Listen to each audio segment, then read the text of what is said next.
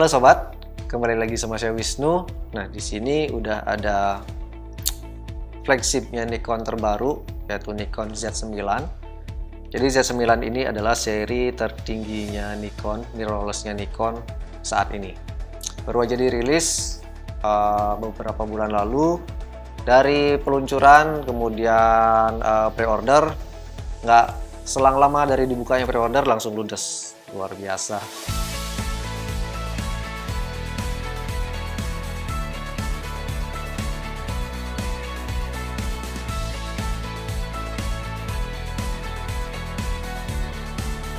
Oke, nggak usah lama-lama lagi, kita akan lihat. Ini saya nggak unboxing lagi ya, karena sebelumnya kita udah buka, udah sempat pakai juga. Cuman sekarang kita mau lihat kayak gimana sih Z9 itu. Jadi kita akan bahas tombol-tombol, sedikit bahas pengembangan yang ada di Z9 ini. Oke, kita mulai dari mana ya? Dari fisiknya, dari tampilannya deh. Dari tampilannya seperti yang kalian lihat, jadi si Z9 itu gede. Iya sih gede. Terus gripnya enak. Ini untuk tangan saya sih, ukuran tangan saya lumayan kecil, jadi masih berasa enak, masih grip. Terus memang ada nggak nyentuh di bagian ini ya, juga bagian dalamnya nggak sampai ke sana karena tangan saya kecil banget sih kalau kata orang. Tapi gripnya masih enak.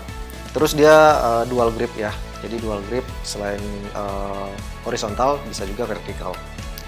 Jadi dia dual grip, sudah ya sama kayak flagship DSLR-nya Nikon yang sebelumnya. Nah terus dari grip itu, dari fisiknya, terus nih tombol-tombolnya lumayan ini ya. Saya masih agak concern nih, Nikon tetap menempatkan ciri khasnya dia. Jadi kalau kita lihat ini, itu kita bisa tahu itu Nikon gitu. Itu Nikon banget gitu. Jadi di sini masih ada aksen merahnya, yang biasanya kan Nikon kalau nggak salah ada di depannya, ada yang ya di bagian sinilah pokoknya. Dia masih menempatkan aksen merah ini yang ciri khasnya Nikon banget sih. Jadi begitu kita lihat itu, kita tahu itu Nikon punya gitu. Menarik. Nah, terus kemudian kita ke sisi atas dulu deh. Dari sisi atas yang kita bisa lihat ada biasa switch on off masih di sini, di sekeliling tombol shutter. Terus ini tombol shutter, ada tombol record, ISO dan exposure. Kemudian ada apa ini? Ada dialnya. Kalau diputar itu dia ini ya, dia buat shooting modenya. Ada single, continuous, timer. Terus nah di sini juga ada bagian locknya. Jadi kalau misalnya mau putar bagian shooting mode-nya, tombol ini mesti dipencet dulu, dipencet tahan baru diputar. Kemudian di sisi atas ada tombol record, multi, flash, dan mode. Modenya ini untuk ya milih mode shooting gitu ya. Terus masih ada ini flash show. Kemudian di sisi kanan ada layar top windownya yang nampilin settingan kita bisa di sini. Terus di sini lumayan lega ya, kosong. Nggak tahu kenapa Nikon nggak naruh tombol apapun di sebelah sini di Z9-nya. Cuman ya jadinya semua tombolnya ke depan dan di belakang, jadi nggak ada lagi. Iya juga sih, tapi ini kadang tuh tangan kita tuh nggak nyampe, tangan saya nggak nyampe sih, kekecilan mungkin ya, dan saya nggak nyampe kalau misalnya di sini ada tombol itu, ya agak susah sih aksesnya. Ya good point juga sih, jadi aksesnya di sini aja, di depan, di atas, dan di belakang. Oke, terus di bagian depan dulu deh. Di bagian depan masih ada dial, ada main dialnya. Terus ada 3 tombol, ada tombol function, 3 tombol function, FN1, FN2, dan 3. Terus kayak biasa, ini tombol rilis lensanya. Terus di bagian sini ada apa nih? Oh, oke. Ada port flashing sama remote shutter. Oke, masih dipertahankan. Terus di sisi belakang, tombolnya lumayan banyak juga, masih ada dial di sini, tombol on, tombol display untuk switch displaynya. Kemudian ini switch milih mode foto atau video. Ada joystick juga, tombol info, yang ikon-ikon yang lainnya juga masih ada tombol info. Kemudian ini tombol multipad ya, atau arah kiri kanan atas bawah. Biasanya di tengahnya masih ada tombol OK. Terus menunya di sini ada tombol menu, terus play, ada tombol zoom in dan zoom out. Di sini ada joystick. Oh, jadi di sini ada AF on sama joystick juga, sama dial untuk ininya ya, saat kita pakai mode vertikalnya. Terus di bagian bawah juga ada tombol ini juga, tombol info, terus WB ada shortcutnya, quality ada shortcutnya, dan ini tombol red ya, dia gambarnya mikrofon. Berarti ini dia buat apa sih, kayak semacam naro voice note gitu di foto kita. Jadi misalnya kita milih pas playback, ketika playback kita mau nandain foto itu, misalnya nambahin sedikit sumari gitu di fotonya, kita tinggal pencet tombol ini kemudian record suara kita. Jadi di foto itu nanti ada voice note-nya seperti itu. Terus di sebelah kiri ada tombol ini delete sama tombol lock. Untuk kunci ini ya, untuk kunci foto. Biasanya defaultnya sih untuk kunci foto, tapi ada opsi juga sebagai function 4. Jadi Fn4 itu berarti tombol ini tuh selain tombol lock bisa di custom juga tombolnya. Oke, jadi seperti itu tombol-tombol yang ada di Z9. Kemudian di sisi sebelahnya, ini masih ada satu tombol lagi. Ini di sini ada tombol kecil satu sendiri gitu. Ini adalah tombol AF mode-nya. Jadi milih AF mode itu udah ada shortcut, tinggal pencet tombol ini terus digeser mode dialnya. Mau pindah mode AF mode-nya tinggal diputar dialnya. Pencet ini terus putar dial. Terus kemudian kita lihat portnya. Oke, di sini di bagian atas kita lihat gambarnya sih mic dan headphone. Kita buka. Ya, ada jack, yang paling kelihatan sih jack LAN ya, RJ45. Oke. Terus ada jack mikrofon dan headset. Terus ada di bawahnya ada HDMI dan USB. HDMI-nya full HDMI A, terus USB-nya C. Pakai USB-C dia. Tipe C. Terus ini lock baterainya.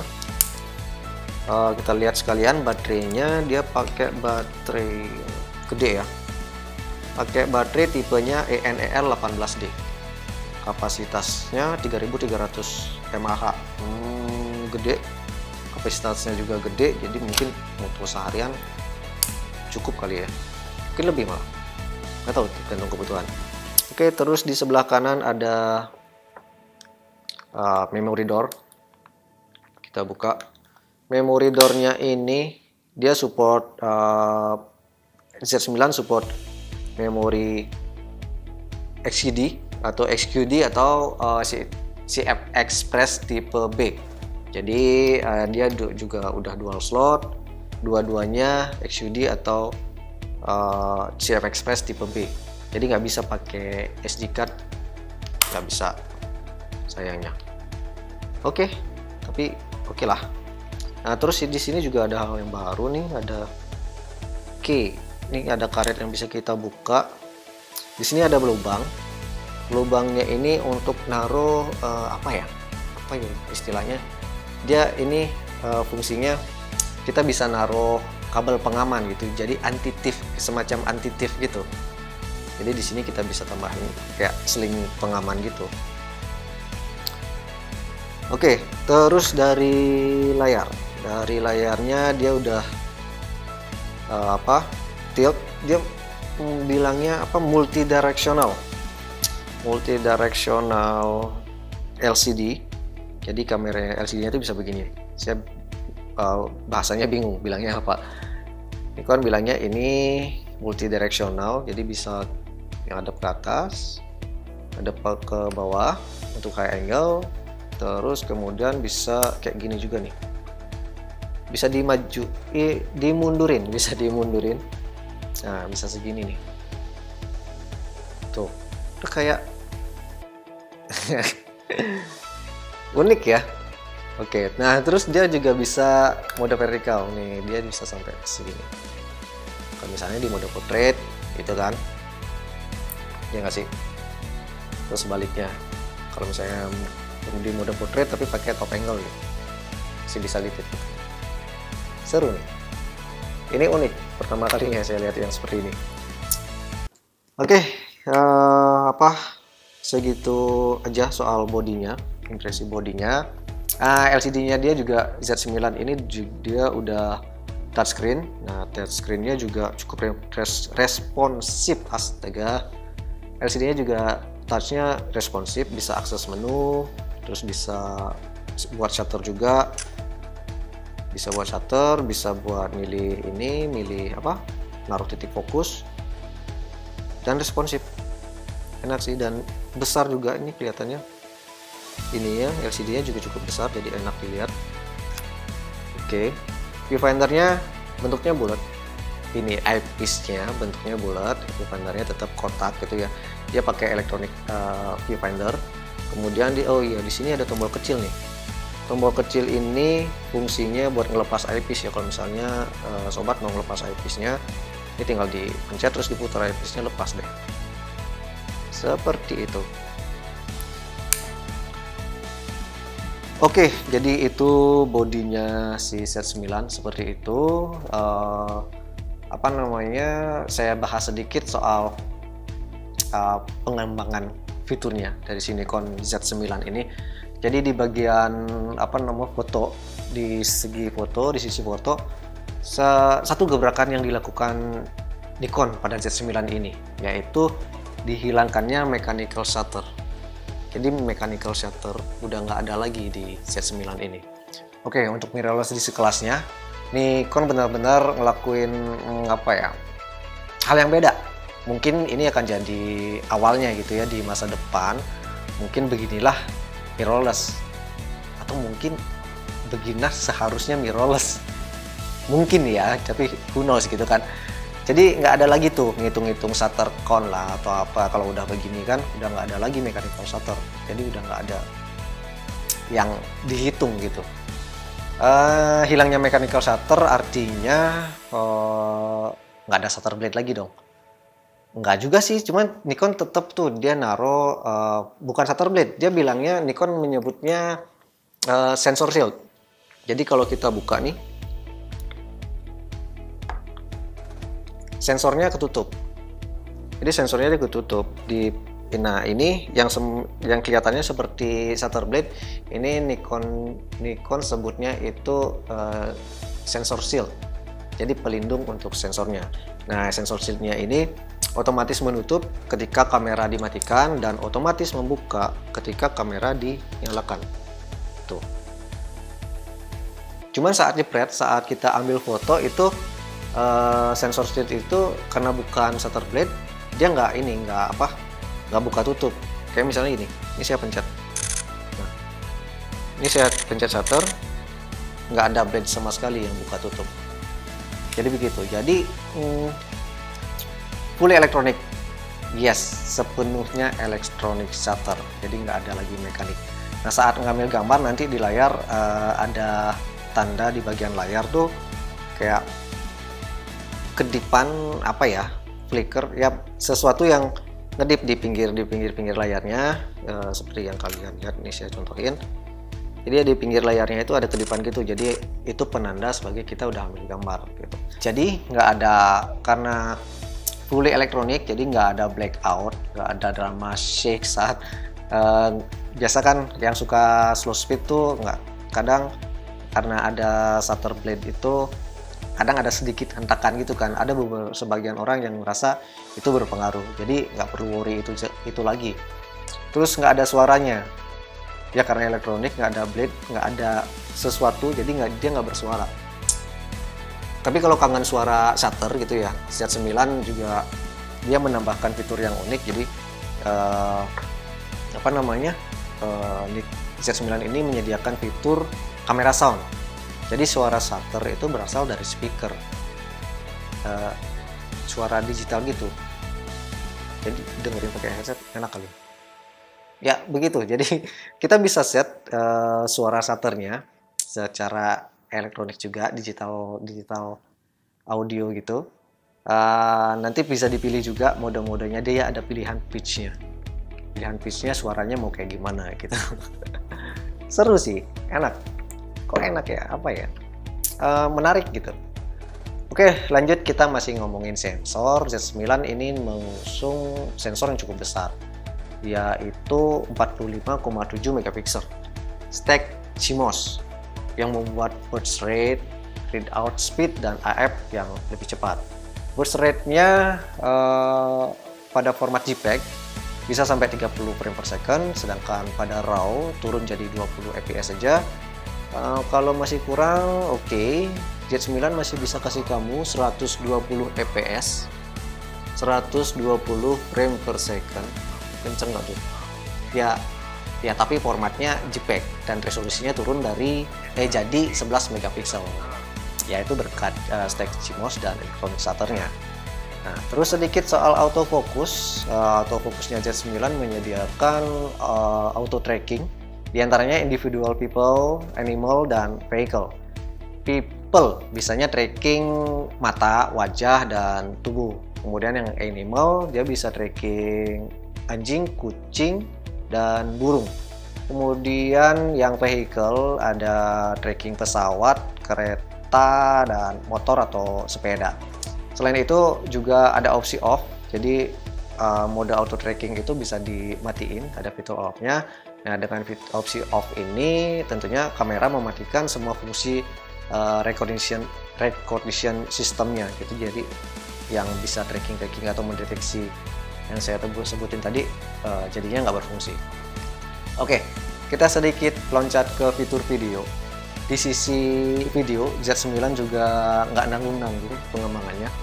Jadi si Z9 ini juga bisa record video 8K dengan opsi 30 dan 24 fps. Terus oversample 4K tentunya dari 8K dengan fps yang sama, yaitu 30 dan 24 fps. Dan bisa di subsample juga. Di subsample-nya di 4K dengan opsi 120 dan 60 fps. Nah, terus Z9 juga menyediakan video codec seperti pada umumnya, yaitu ada H264 di 8 bit, terus H265 di 10 dan 8 bit, dan yang cukup mengagetkan, Z9 menambahkan ProRes 422 HQ 10 bit internal record. ProRes internal record. Jadi nggak perlu lagi tambahan external recorder kalau mau dapetin ProRes. Jadi ya lumayan kalau udah ada ProRes di internal gitu.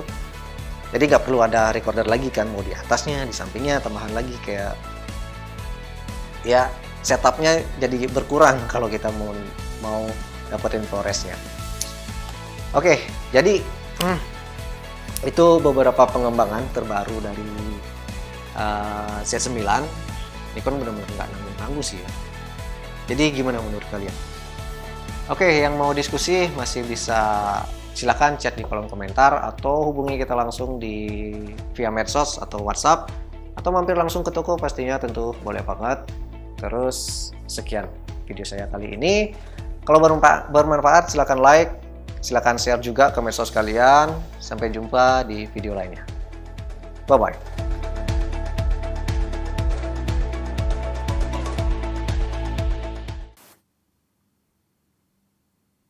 Cepetan nggak sih aku ngomongnya?